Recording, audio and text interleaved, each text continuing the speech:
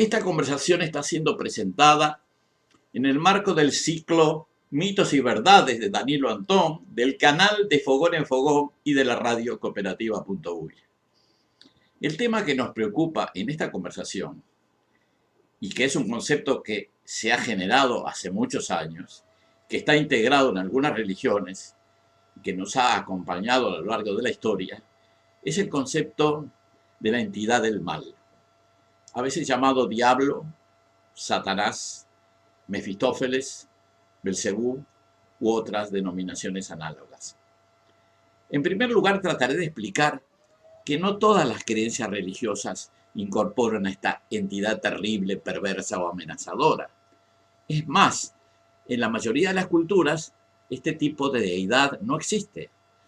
Se desarrolló en algunos países de la región llamada Medio Oriente y se integró en las religiones monoteístas de los desiertos, el judaísmo, el cristianismo y el islam. Finalmente resultó una muy buena herramienta para producir miedo o terror y facilitar la dominación de las personas. Ahora, en esta primera parte hablaremos del surgimiento y evolución histórica del concepto diabólico, y en una segunda parte nos referiremos a su imposición en las religiones nativas americanas, que tradicionalmente no tenían este concepto. Cosas de Mandinga: dioses, diablos y poder. Las religiones son formas de organizar el universo conceptual de las personas y comunidades que permiten explicar el mundo natural y social, real o imaginado, y proponer actitudes y conductas individuales o colectivas. El pensamiento religioso está generalmente impregnado de elementos mágicos y de calificaciones morales de las maneras de pensar y de las actitudes. Muchas religiones incluyen la noción del bien y del mal, aunque en otras estas connotaciones éticas no están tan claras.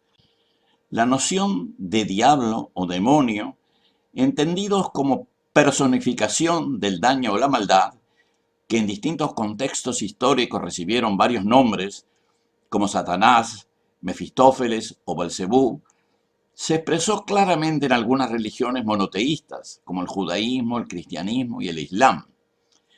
La elaboración del concepto del dios del mal o de la maldad fue sincretizado en varios personajes religiosos siniestros o temibles, pero no está generalizado en todas las religiones. Digamos que hay algunas religiones, sobre todo momentos de la evolución de algunos credos, que le dieron una gran importancia trascendental al concepto de diabólico demoníaco, y no necesariamente por razones estrictamente religiosas. Voy a tratar de explicar mejor estos conceptos. En primer lugar, deseo hacer una aclaración terminológica acerca de las religiones cuyo vocabulario se inspira en gran medida en una definición ideológica de la historia. Muchos intelectuales de las sociedades imperiales, en particular de las sociedades europeas, han clasificado las religiones como el resultado de un progreso civilizatorio. En las sociedades bárbaras, menos evolucionadas, según estos criterios, se desarrollaron religiones animistas, basadas en la adoración de los espíritus de los elementos de la naturaleza y de los seres y objetos animados o inanimados.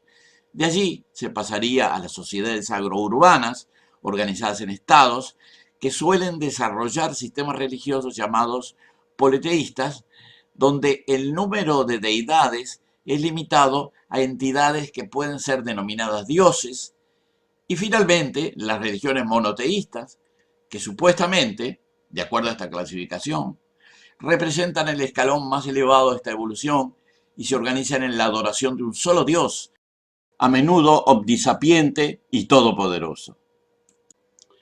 Aclarados estos conceptos, pasamos a explicarlos más detalladamente. Podemos considerar que las religiones surgen cuando las sociedades humanas adjudican un espíritu propio a las fuerzas de la naturaleza, que no se comprenden o no se intentan comprender. A estos espíritus propios a veces se les da forma humana y otra vez la forma de un animal y en ciertos casos una forma inanimada o abstracta. Así las lluvias, tormentas, los mares, el sol, las estrellas, la luna, los terremotos, las montañas, algunas especies de animales o de árboles o plantas, e incluso las piedras representan o aparecen representadas simbólicamente por entidades que son o están detrás de dichas fuerzas. Estas fuerzas o espíritus pueden ser considerados benignos o protectores de las comunidades humanas, o traviesos, o malignos, o amenazadores, como los curupí o los añá entre los guaraníes, o los exú entre los yorubas, y este tal vez es el caso de la noción de mandinga en algunas culturas criollas sudamericanas. Estas creencias, que como decía antes han sido llamadas animistas, pueden variar en el espacio y en el tiempo y en general carecen de sistematización. Tampoco suele haber una autoridad religiosa que obligue a desarrollar las creencias y rituales de una forma determinada. En otras sociedades, generalmente organizadas en estados, las principales deidades pueden sistematizarse en relatos, limitándose el número de entidades de acuerdo a cada cultura.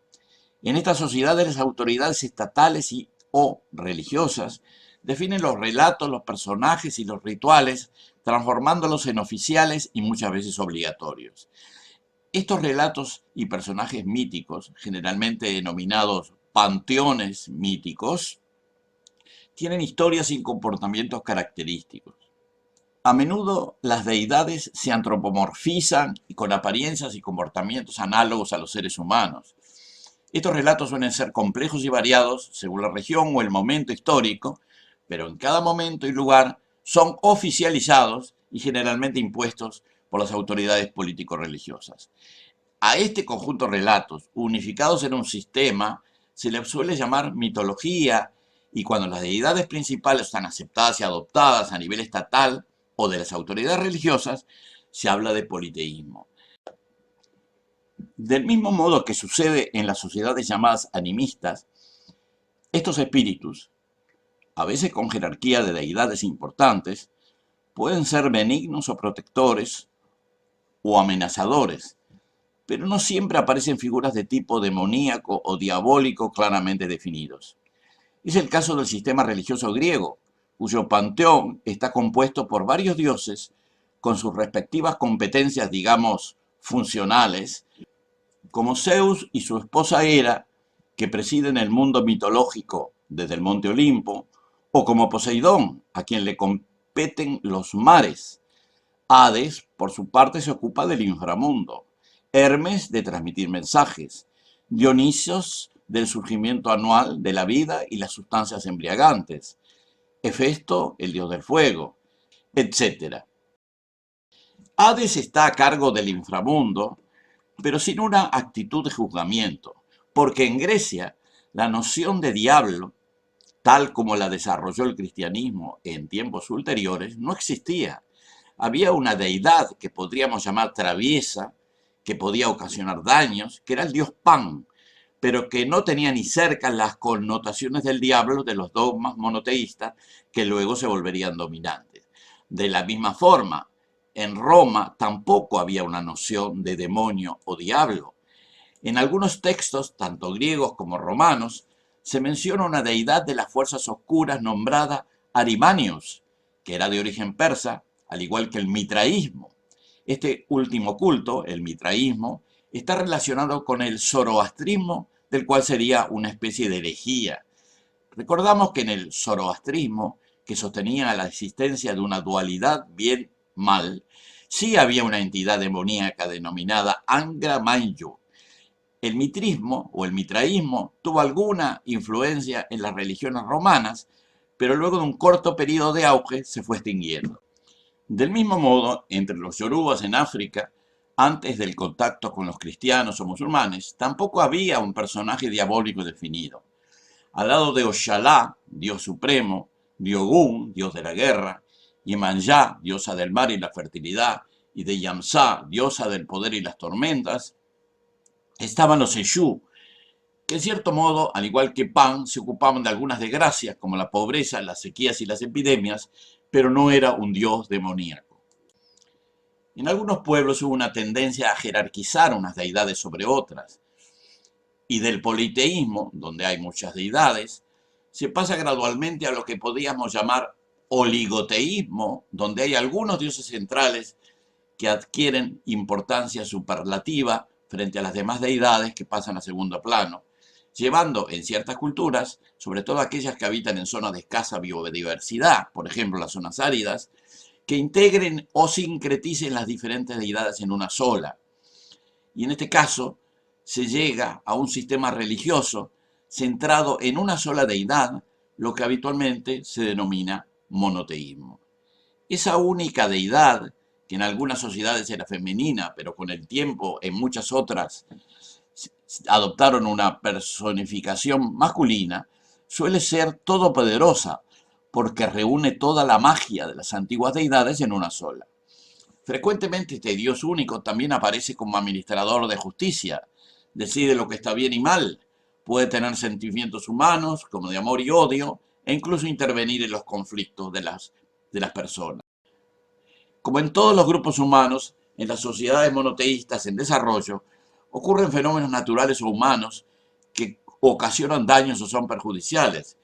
Y estos daños pueden ser adjudicados a ciertos espíritus que serían simbólicamente responsables de estos entuertos. Pueden ser especies de duendes traviesos, malvados o perversos, según las culturas y los momentos históricos. Estos espíritus malignos pueden adquirir jerarquías que llegan a su máxima expresión en algunas sociedades que terminan concentrándolas en una sola deidad o espíritu del mal, que es algo así como el polo opuesto del único Dios monoteísta todopoderoso.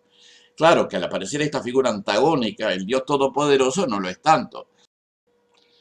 Al fin se desarrolla una lucha entre el Dios y el demonio, que es un equivalente teológico de la lucha entre el bien y el mal. Como señalábamos antes, el concepto del bien y del mal se desarrolló en el zoroastrismo y el mitraísmo, y algunos siglos más tarde en el maniqueísmo, que fueron religiones basadas en el dualismo y que tuvieron su apogeo en Persia, Anatolia, el Medio Oriente y en menor grado en Grecia y Roma. Las experiencias históricas muestran que así como las religiones crean dioses, también crean diablos. Estos conceptos de demonios o diablos han sido y son muy útiles en el ejercicio del poder religioso y complementariamente del poder político. Se utilizaron los demonios como amenazas para quienes desobedecían los mandatos del Dios principal, o sea, de la autoridad religiosa, que normalmente era la autoridad política. La gente obedecía por miedo a estos seres espirituales malignos que aseguraban el control religioso y político. Del mismo modo, en todos los tiempos, hubo periodos en que se utilizó el demonio como una justificación para la persecución de las prácticas chamánicas no autorizadas y la medicina tradicional. Esto fue particularmente intenso al final de la llamada Edad Media y al principio de la denominada Edad Moderna, donde se acusaron a miles de personas, sobre todo mujeres, de tener un pacto con el diablo. En los juicios por brujería que se realizaban por parte de la Inquisición y otras instituciones eclesiásticas, supuestamente aparecían evidencias de una marca diabólica que era una señal indeleble causada por el toque del diablo al cerrar el pacto. Esta marca, que podía ser desde una peca a una cicatriz, constituía prueba suficiente de que el pacto diabólico se había producido. Los inquisidores elaboraron sofisticados contratos falsos para acusar a sus víctimas, aunque en último término afirmaban que bastaba con haber incluido el propio nombre en un cierto libro rojo de Satán. En este periodo se usó al diablo para perseguir a las mujeres que utilizaban sustancias psicoactivas para la práctica de la medicina tradicional. Esta represión mostraba la intolerancia de las élites religiosas y políticas frente a estas desobediencias que para ellos significaba la peor de las insurrecciones, la insurrección frente al monopolio del dogma ritual y a las sustancias o prácticas que implicaban grados de liberación de las conciencias. Hemos presentado la primera parte de 2 partes del video, Cosas de Mandinga, Dioses y Diablos y Poder, en el ciclo de Danilo Antón titulado Mitos y Verdades para el canal de Fogón en Fogón y la radio cooperativa.uy.